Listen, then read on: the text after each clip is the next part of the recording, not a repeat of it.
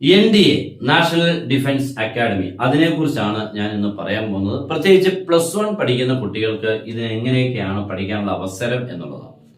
അപ്പൊ അതിൽ തന്നെ നാഷണൽ ഡിഫൻസ് അക്കാഡമി എന്ന് പറയുമ്പോൾ +2 കൂടെ കഴിഞ്ഞിട്ട് +1ഉം +2 കൂടെ കഴിഞ്ഞിട്ട് അതിന്റെ മാത്രം സിലബസിനെ ബേസ് ചെയ്തുകൊണ്ട് നടത്തുന്ന ഒരു എൻട്രൻസ് എക്സാം ആണ്, നാഷണൽ ലെവൽ എൻട്രൻസ് എക്സാം ആണ്.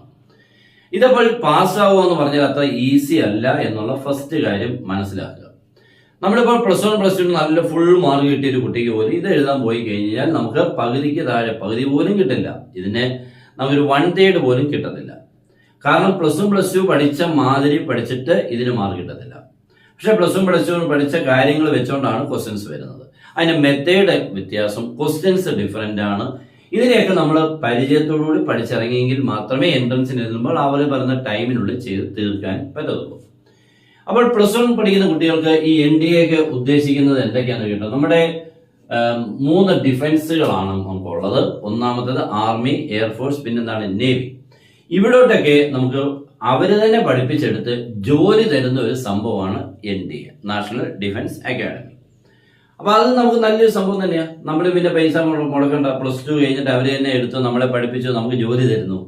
അപ്പൊ അത് ചെറിയ കാര്യമല്ല. അപ്പൊ അത് ഇഷ്ടപ്പെടുന്ന ഒത്തിരി കുട്ടികളുണ്ട്. അപ്പൊ അതിനുവേണ്ടിയാണ് ഈ എക്സാം നടത്തുന്നത്. ഇത് ഒരു വർഷം 2 തവണയാണ്. ഒന്നാമത്തേത് ഏപ്രിലിൽ നടത്തുന്നുണ്ട്, രണ്ടാമത്തേത് സെപ്റ്റംബറിൽ നടത്തുന്നുണ്ട്. ഈ 2 മാസങ്ങളിലാണ് ഇതിന്റെ എക്സാംസ് വരുന്നത്. ഇതിന്റെ 2 എക്സാംസ് ഉണ്ട്. ഒന്നാമത്തേത് മാത്സ് ആണ്. അവന് ഭയങ്കര അല്ലേ മാത്സ്. രണ്ടാമത്തേത് GAT ആണ് കേട്ടോ, ജനറൽ ആപ്റ്റിറ്റ്യൂഡ് ടെസ്റ്റ് ആണ് GAT. ഈ 2 എക്സാംസുകളാണ്. മാത്സ് എന്ന് പറയുമ്പോൾ പ്യൂർലി +1 ആൻഡ് +2 ഫുൾ അതാണ് നമുക്ക് പഠിക്കാനുള്ളത്. ഇതെന്ന് പറഞ്ഞു കഴിഞ്ഞാൽ മെയിൻ ആയിട്ട് ഇംഗ്ലീഷ് ഉണ്ട്, ഫിസിക്സ് ഉണ്ട്, കെമിസ്ട്രി ഉണ്ട്, കറണ്ട് അഫയേഴ്സ് ഉണ്ട്, ജനറൽ നോളജ് ഉണ്ട്, എല്ലാം കൂടി ചേരുന്നതാണ് GAT. ഇത് 2ഉം കൂടി ഉള്ളതാണ് നമ്മുടെ എക്സാം. അപ്പൊ ഇവനെ അത്ര അങ്ങോട്ട് എളുപ്പമല്ല എന്നുള്ള കാര്യം നിങ്ങൾ മനസ്സിലാക്കുക. അത്ര ഈസി അല്ല ഇതിന് കിട്ടുന്ന മാർക്കുകൾ. അപ്പൊ ഇവനെ പഠിച്ചെടുക്കുക എന്ന് പറഞ്ഞാൽ ഇത്തിരി ബുദ്ധിമുട്ടുള്ള സംഭവം തന്നെയാണ് കേട്ടോ, അത്ര ഈസി ഒന്നും അല്ല. അപ്പൊ ഇവരെ നമുക്ക് എങ്ങനെയാണ് പഠിച്ചെടുക്കാൻ പറ്റുന്നത് എന്നുള്ളതാണ് നമ്മൾ ഇന്ന് നോക്കാൻ പോകുന്നത്. നമുക്ക് എന്തൊക്കെയാണ് ഇതിന്റെ കാര്യങ്ങൾ എന്നുള്ളത് കേട്ടോ. ഞാനിപ്പോ എക്സാംസിന്റെ കാര്യങ്ങളൊക്കെ പിന്നീട് നമുക്ക് പറയാം. നമുക്ക് ഇത് +1 പഠിക്കുന്ന ഒരു കുട്ടി നമുക്ക് ഇത് എങ്ങനെയൊക്കെയാണ് പഠിച്ചു തുടങ്ങേണ്ടത്, എപ്പോഴൊക്കെയാണ് അവർക്ക് എഴുതാൻ പറ്റുന്നത് എന്നൊക്കെയാണ് പറയാൻ പോകുന്നത്. +1 പഠിക്കുന്ന ഒരു കുട്ടിക്ക് എന്തായാലും ഈ +1 പഠിക്കുന്ന വർഷങ്ങളുള്ള ഏപ്രിൽ ഇപ്പൊ ഈ 2026 +1 ജോയിൻ ചെയ്തിട്ടുള്ള ഒരു കുട്ടിക്ക് നമുക്ക് ഈ ഏപ്രിലോ സെപ്റ്റംബറിലോ, ഏപ്രിലോ കഴിഞ്ഞ് സെപ്റ്റംബറിലെ എക്സാം ഒന്നും എഴുതിയിട്ട് വലിയ പ്രയോജനമൊന്നുമില്ല. കാരണം ഒന്നുമേ ആയിട്ടില്ല. അതുകൊണ്ട് അടുത്ത വർഷം +2 അവർക്ക് എത്തുമ്പോൾ ഏപ്രിൽ ഒരു എക്സാം ഉണ്ട്. അപ്പോഴും എഴുതിയിട്ട് വലിയ കാര്യമില്ല, കാരണം +2 പഠിച്ചിട്ടില്ല. +1 +2 ഒരുമിച്ചാവും നമുക്ക് എക്സാം. അതുകൊണ്ട് +1 പഠിക്കുന്ന ഒരു കുട്ടിക്ക് അടുത്ത 2027 പോലും ഏപ്രിൽ എഴുതാൻ അത്രയ്ക്ക് ശരിയായിട്ട് പറ്റില്ല. പിന്നെ പറ്റും 2027 സെപ്റ്റംബർ എക്സാമിന് എന്തെങ്കിലുമൊക്കെ പറ്റും. പിന്നെ അവർക്ക് പറ്റുന്നത് കറക്റ്റായിട്ട് 2028 ഏപ്രിൽ ആൻഡ് സെപ്റ്റംബർ. ഇതാണ് അവർക്ക് പ്രോപ്പർ. അപ്പോഴത്തേക്ക് നമ്മൾ പ്രിപ്പയർഡ് ആവണം. 2028 അതാണ് നമ്മുടെ കറക്റ്റ് ടൈം ആവുന്നത്. അപ്പോൾ ഇപ്പോൾ നമുക്ക് ചെയ്യാൻ പറ്റുന്നത് മാത്സിനെ നന്നായിട്ട് പഠിക്കുക. അപ്പൊ മാത്സിനെ നന്നായിട്ട് പഠിക്കുക എന്ന് പറഞ്ഞാൽ +1 +2 നന്നായിട്ട് പഠിക്കുക, അതിനോടൊപ്പം ആപ്റ്റിറ്റ്യൂഡ്സ് പഠിക്കുക. മാത്സിന്റെ പ്രത്യേകിച്ച് ന്യൂമറിക്കൽ ആപ്റ്റിറ്റ്യൂഡ്സ് പഠിക്കുക. എന്താണ് ഈ ന്യൂമറിക്കൽ ആപ്റ്റിറ്റ്യൂഡ്സ്? നമ്മൾക്കുള്ള സിംപ്ലിഫിക്കേഷൻ ട്രിക്സുകൾ, next multiplication tricks, division tricks, ഇങ്ങനെ കുറെ ട്രിക്സുകളെ നിങ്ങൾ കുറച്ച് പഠിച്ചു വെച്ചാൽ നിങ്ങൾക്ക് എന്തെങ്കിലുമൊക്കെ പറ്റും. അങ്ങനെ ഇപ്പോഴേ സ്റ്റാർട്ട് ചെയ്തെങ്കിൽ മാത്രമേ എന്തെങ്കിലും പറ്റത്തുള്ളൂ. അല്ലെങ്കിൽ നിങ്ങൾക്ക് ഒന്നുമേ ചുമ്മാ അതൊരു എക്സാം എഴുതാൻ പോകുക എന്നുള്ളത് ഒരു പ്രയോജനം അവിടെ നിന്ന് ഉണ്ടാവില്ല. അപ്പൊ മാത്സ് നമ്മൾ ഈ വർഷം +1 മാത്രം പഠിച്ചാൽ മതി. മാത്സിന്റെ എൻട്രൻസും എന്ന് പറഞ്ഞാൽ മാത്സിന്റെ നമ്മുടെ സ്കൂളിൽ പഠിക്കുന്ന ടെക്സ്റ്റ് ബുക്ക് മാത്രമല്ല, അതിന്റെ കൂടെ തന്നെ +1 മാത്സ് എൻട്രൻസ് പഠിക്കണം. എന്ന് പറഞ്ഞാൽ +1 പഠിക്കാനുള്ള ചാപ്റ്റേഴ്സിന്റെ എൻട്രൻസ് ക്വസ്റ്റ്യൻസുകളെ സെപ്പറേറ്റ് പഠിക്കണം. എന്നിട്ടാണ് ന്യൂമറിക്കൽ ആപ്റ്റിറ്റ്യൂഡ്സ് നിങ്ങൾ പഠിക്കേണ്ടത് കേട്ടോ. ഇങ്ങനെ പഠിച്ചു വെച്ചാൽ നിങ്ങൾക്ക് +2 എത്തുമ്പോഴത്തേക്ക് പിന്നെ മറ്റുള്ള സബ്ജക്റ്റുകൾ ആഡ് ആകാം. എന്ന് പറഞ്ഞു കഴിഞ്ഞാൽ ഇംഗ്ലീഷ് ഒക്കെ നിങ്ങൾ +1 +2 പഠിക്കുന്നത് മാത്രമേ ഉള്ളൂ. ഫിസിക്സിന്റെയും കെമിസ്ട്രിയുടെയും ഒക്കെ എൻട്രൻസ് ക്ലാസ്സസ് പഠിക്കണം. അതിനോടൊപ്പം തന്നെ +2 എൻട്രൻസ് മാത്സും പഠിക്കണം. അങ്ങനെ പഠിക്കുമ്പോൾ നമുക്ക് നല്ല ടൈം എടുത്ത് 2028 ആകുമ്പോഴത്തേക്ക് ഒരു നല്ല ലെവലിൽ നിങ്ങൾക്ക് എത്താൻ പറ്റും. ഓക്കെ. ഇപ്പൊ ഇതിന്റെ എക്സാംസിന്റെ ഡീറ്റെയിൽഡ് ആയിട്ടുള്ളത് നമ്മൾ ഉടൻ തന്നെ വീഡിയോ ആക്കി തരും. എക്സാമിന് എത്ര ക്വസ്റ്റ്യൻസുകളുണ്ട്, എത്ര മാർക്കുണ്ട്, നെഗറ്റീവ് മാർക്സ്, എത്ര മാർക്ക് കിട്ടിയാലാണ് ക്വാളിഫൈ ചെയ്യുന്നത് എന്നുള്ളതെല്ലാം കിട്ടും. നമ്മുടെ ചാനൽ മാക്സിമം ഫോളോ ചെയ്യുക, മാക്സിമം ഒന്ന് ഷെയർ ചെയ്യാൻ ശ്രമിക്കുക. ഓക്കെ.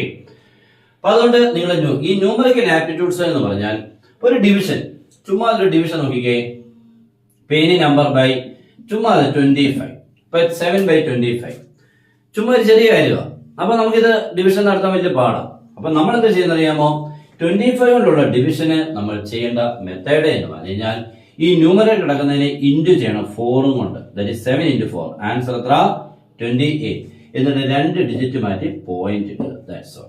അത്രയേ ഉള്ളൂ. അപ്പൊ 0.28 ആൻസറാ. ഇങ്ങനെ ഇഷ്ടംപോലെ ഉണ്ട് കേട്ടോ. ഇതൊക്കെ കുഞ്ഞു കാര്യങ്ങൾ. അപ്പൊ ഞാൻ ചുമ്മാ അത് കാണിച്ചതേ ഉള്ളൂ. ഇപ്പം 412/5 വാട്ട് ഈസ് 412/5. അപ്പൊ നമ്മൾ ഇത് എന്ത് ചെയ്യും?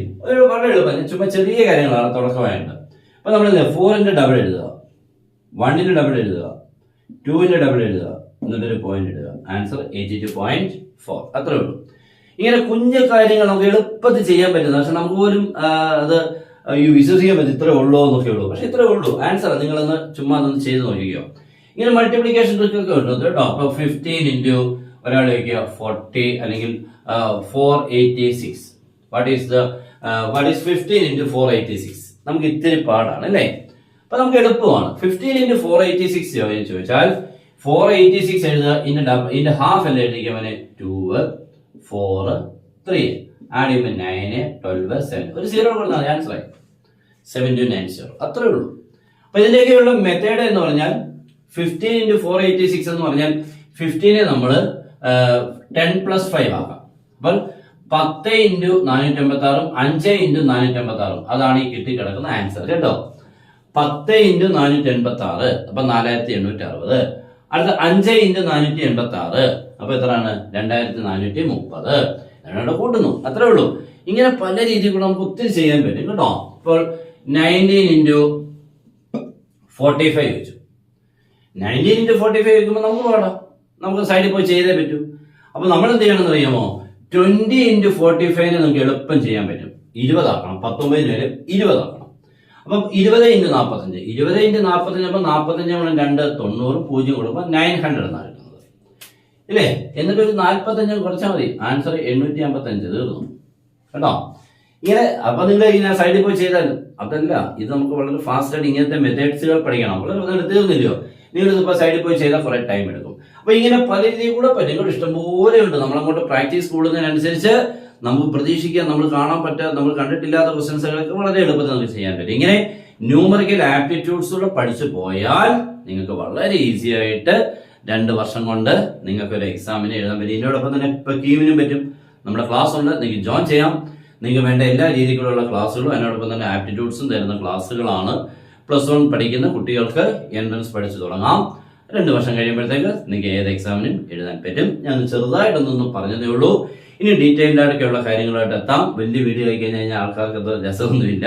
ഇപ്പൊ ആർക്കുമേ ഇത്തിരി സമയമേ ഒരു കാര്യത്തിൽ കോൺസെൻട്രേറ്റ് ചെയ്യാൻ പറ്റുള്ളൂ. അത് കഴിഞ്ഞ് ഇനി അത് എത്ര രസം ഉണ്ടെങ്കിലും നിങ്ങൾ മൈൻഡ് മാറിയേ പറ്റും. അങ്ങനെയാണ് നമ്മളിപ്പോൾ വളർന്നു വരുന്നത്. അതുകൊണ്ട് തന്നെയാണ് നമ്മളിപ്പോൾ ഇത് ചെറിയ സെഷൻ നിർത്തുന്നത്. അപ്പോൾ ഇഷ്ടപ്പെട്ടാൽ മാക്സിമം ഒന്ന് ഷെയർ ചെയ്യാം. പിന്നെ ക്ലാസ്സിൽ നിങ്ങൾക്ക് ജോയിൻ ചെയ്യാം. തന്നുള്ള നമ്പർ നിങ്ങൾക്ക് കോൺടാക്ട് ചെയ്യാം. അപ്പോൾ എല്ലാവർക്കും ബെസ്റ്റ് വിഷസ്. Good bye.